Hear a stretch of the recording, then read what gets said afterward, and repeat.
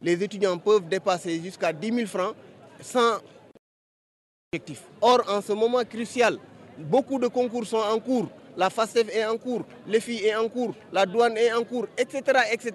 Une dizaine de concours donc sont en cours. Et les étudiants ne peuvent pas déposer, faute de quoi? Faute d'attestation spéciale. Ou ils vont venir ici pour perdre leur temps. Nous pensons que ceci est une injustice totale. Les étudiants interpellent les autorités pour des solutions rapides. Certains quittent Kaolack, certains quittent Kédougou, certains Kolda, certains Saint-Louis. Une fois venus ici pour la possession de cette attestation, ils ne peuvent pas donc l'avoir. Depuis samedi, voire même certains ont passé la nuit, des nuits ici pour avoir donc leurs attestations.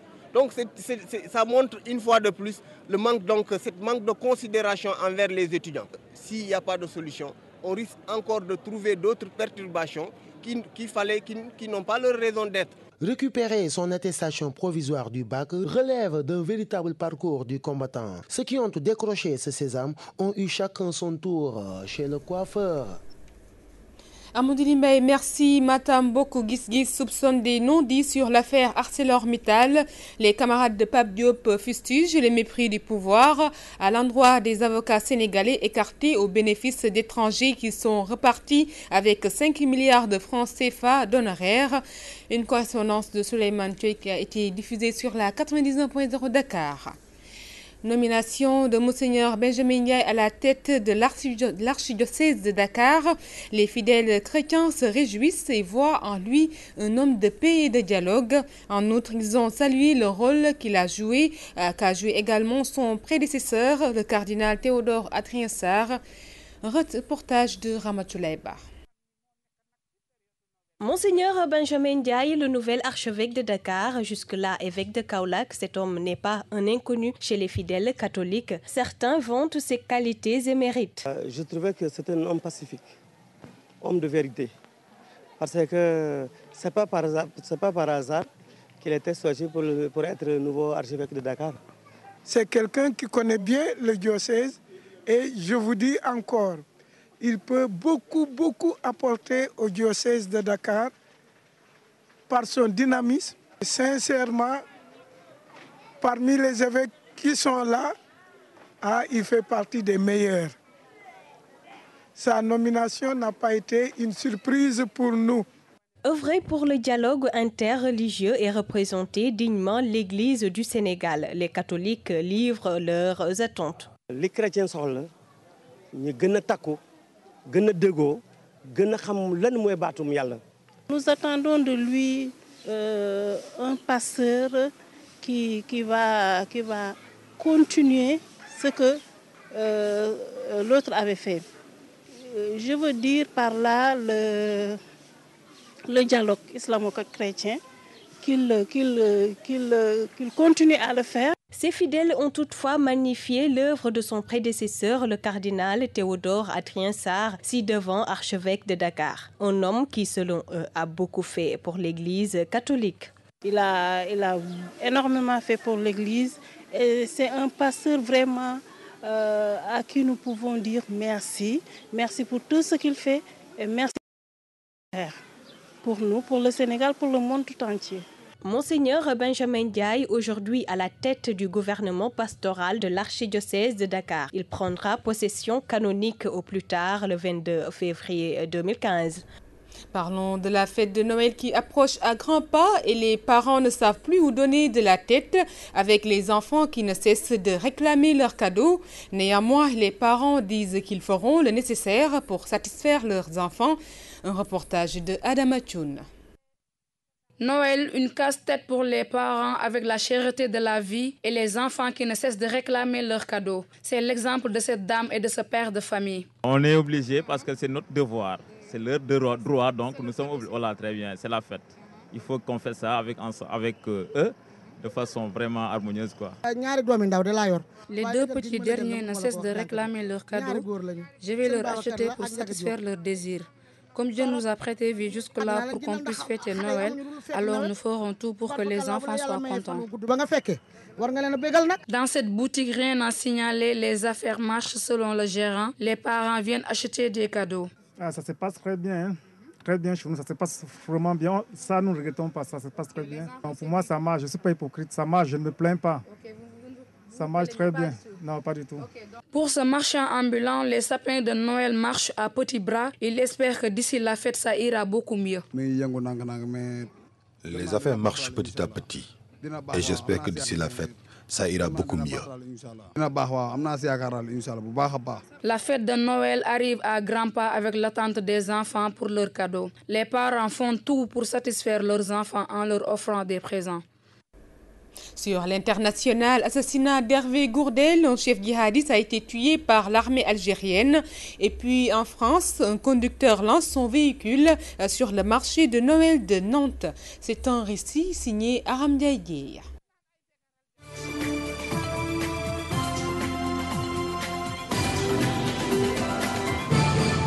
L'armée algérienne a abattu à l'est d'Alger le chef du groupe djihadiste Djoun al-Khalifa, qui a revendiqué en septembre l'enlèvement suivi de l'exécution du touriste français.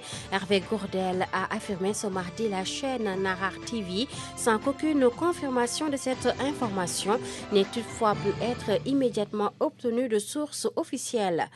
Abdelmalek Gouri, dont le groupe a fait allégeance à l'organisation de l'État islamique, a été tué avec 2 autres djihadistes à Sidi Daoud, à 80 km à l'est d'Alger, dans le département de Bourmédès, où il est né, selon Nahar TV. D'après cette chaîne, les services de sécurité ont bien identifié son corps. Des armes, une importante quantité de munitions et des explosifs ont notamment été saisis par l'armée lors de cette opération, selon le communiqué de l'armée diffusé samedi.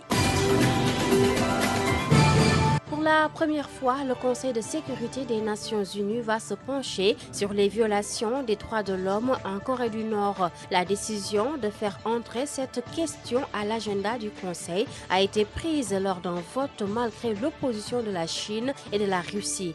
Jusqu'ici, les discussions ne concernaient que le nord-coréen. Ce vote survient juste après l'annulation de la sortie d'un film ayant déplu à Pyongyang.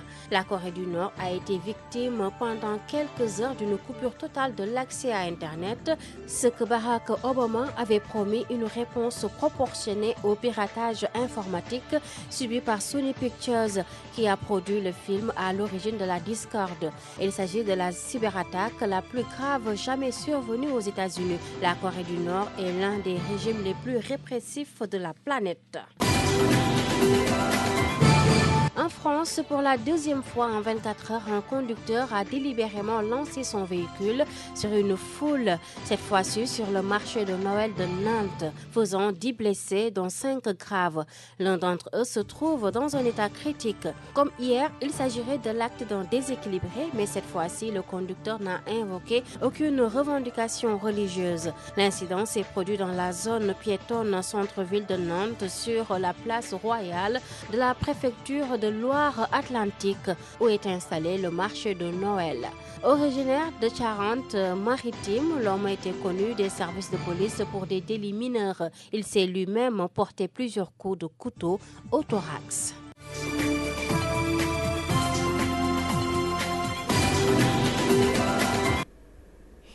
Et nous allons donc vous donner quelques informations sportives que nous démarrons par le football Ligue 2 sénégalaise. La 3e journée prend fin cet après-midi au stade Demba Diop. À 16h, Asfa contre Duc et à 18h, Gorée contre ASC Saloum. Football, les clubs sénégalais qualifiés dans les différentes coupes africaines connaissent leurs adversaires en 16e de finale. En Ligue des Champions, l'ASC Pékin rencontre les Burkinabés de l'EFO et l'Olympique de Ngor qui jouent contre Unisport du Cameroun. Navetan finale zone 1B de l'ODCAV de Tambacounda, joué hier dans un stade archi-comble. ASC Gouney Police a remporté le trophée en battant ASC Djoko sur un score de 3-2. Alassane Diallo a assisté à ce match. Voici son reportage.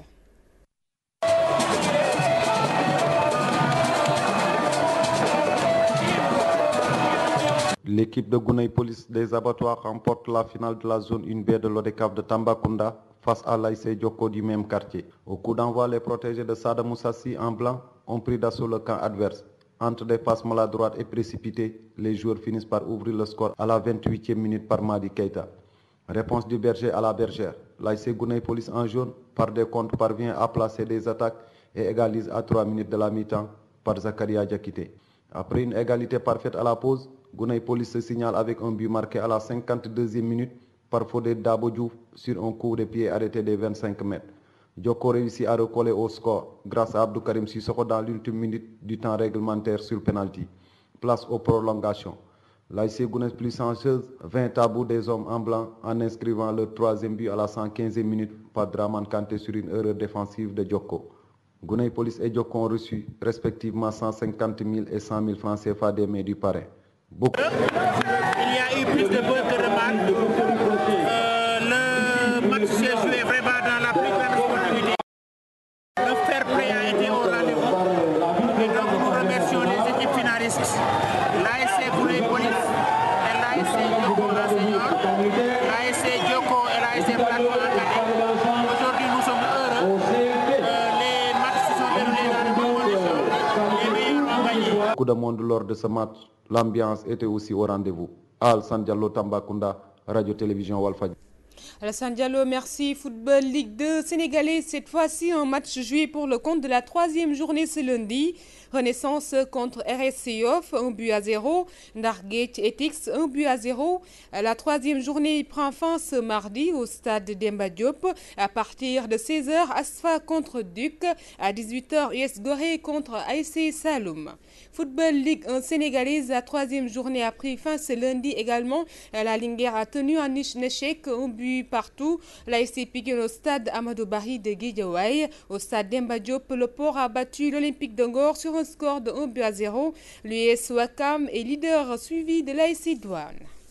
Donc c'est tout pour cette actualité sportive. Nous allons passer donc à la deuxième partie de ce journal. Et c'est pour accueillir Marguerite Rosalingaï dans sa rubrique Actu Média.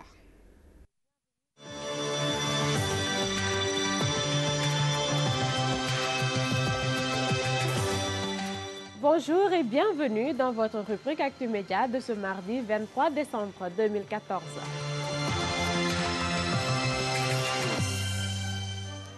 Fin d'année oblige, Actu Média vous propose une rétrospective des faits saillants ayant marqué l'actualité des médias au Sénégal au cours de cette année 2014 qui s'achève.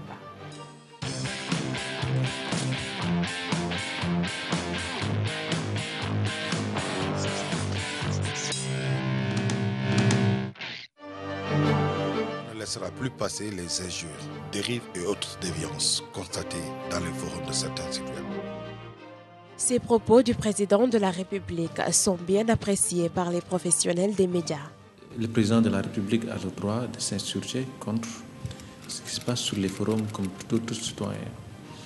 Et cela nous interpelle tous, éditeurs de la presse en ligne. Mais il ne faudrait pas en fait qu'il s'insurge, qu'il décrit cela et que d'autres veuillent utiliser cela comme prétexte pour s'acharner contre la presse en ligne ou pour en tout cas essayer de nous censurer ou de nous museler. Vous savez, les commentaires dans les sites web, les sites d'information, c'est comme les émissions interactives Wax Sa Xalaat qui passent dans les différentes radios de la place. Un animateur d'une émission, il ne laissera jamais un auditeur prononcer des mots désobligeants à l'encontre du public, à l'encontre de quelqu'un. Je pense que ça doit être la même chose pour ceux qui gèrent ces sites d'information. Parce que le Sénégal aujourd'hui a besoin d'un débat constructif et non pas des échanges de très bas étage à n'importe quel endroit. C'est regrettable, mais c'est aussi à l'image quelque part de la société. Je pense que le chef de l'État a parfaitement raison, étant donné que, alors, certes, le commentaire, il est libre, mais cela ne doit pas pousser un individu à offenser son prochain. En 2015, le paysage médiatique sénégalais connaîtra un réel changement, le passage de l'analogique au numérique. Cette mutation qui fait couler beaucoup d'encre est incomprise par bon nombre de Sénégalais. Le numérique, je le comprends, mais l'analogie, franchement, je ne le comprends pas. Ndeye Siga de la radio municipale de Dakar tente de nous éclairer. Et ce qui va changer, ce sera donc par rapport aux programmations des radios et télévisions. Donc, il y aura une synergie une synergie de programmation. Donc, toutes les radios et télé vont envoyer leurs programmes et dans un réseau. Et puis, pour le Sénégal, on est en train de mettre sur pied une plateforme qui va quand même gérer toutes donc, ces programmations qui vont venir des télé et radios ici au Sénégal. Le Conseil pour l'Observatoire des règles d'éthique et de déontologie dans les médias au Sénégal s'est doté de nouveaux statuts et règlements. De l'avis de ses nouveaux membres, la structure entend bien sévir pour faire face aux dérives notées dans le monde des médias. Nous-mêmes, nous avons pris conscience qu'il y a beaucoup de gens qui se réclament aujourd'hui être des journalistes, alors qu'ils ne le sont pas. Comme j'ai l'habitude de le dire, les cartouchards de l'Université de Dakar se retrouvent dans les rédactions. Les maîtres chanteurs se retrouvent dans les rédactions. Tout ça, c'est lié à une dégradation de la profession de journaliste. Donc, nous pensons qu'avec l'adoption d'un code de la presse, où l'accès à la profession sera réglementé, nous allons commencer à assainir notre milieu.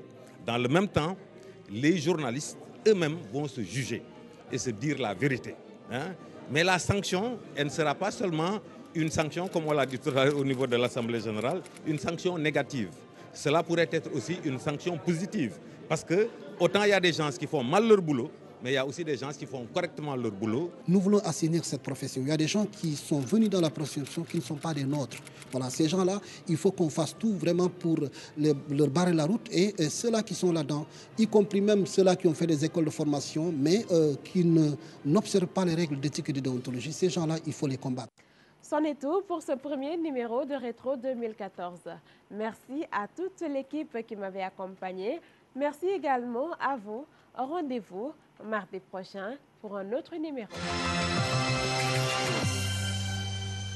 Merci Marguerite Roselinga et à mardi prochain, Inch'Allah. Et nous allons passer donc à la dernière ligne droite de ce journal.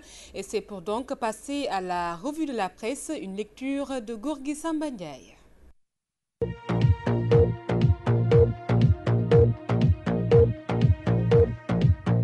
Bonjour.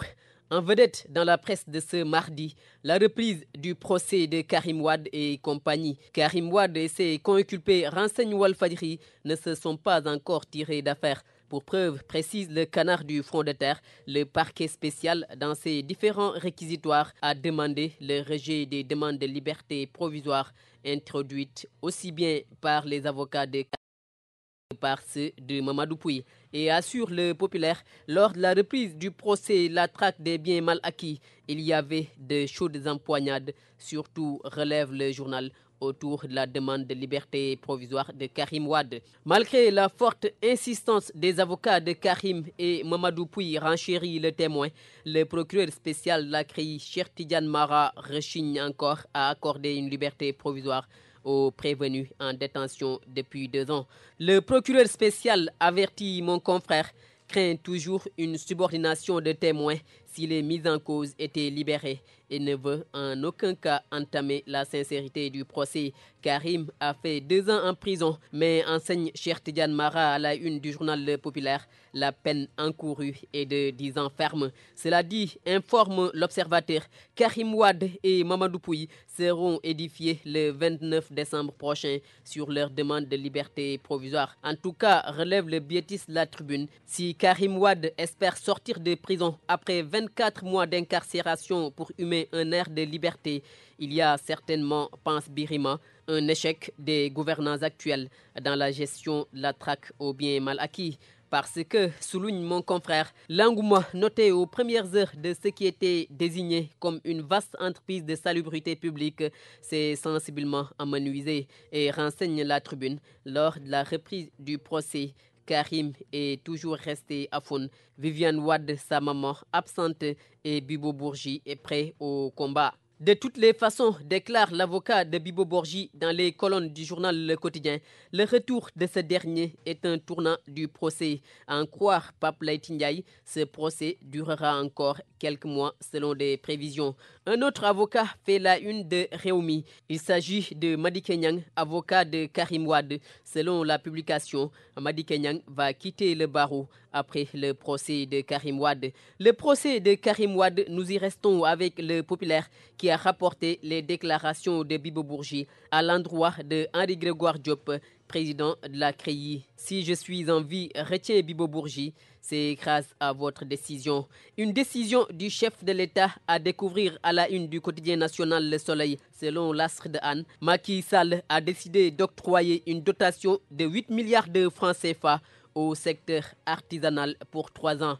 Il annonce également, ajoute le journal, l'équipement des centres artisanaux. Ce n'est pas tout, signale Le Soleil, car, poursuit le tabloïd, le président de la République va aussi confier la fabrication de tables-bancs, de moissonneuses, de batteuses aux artisans.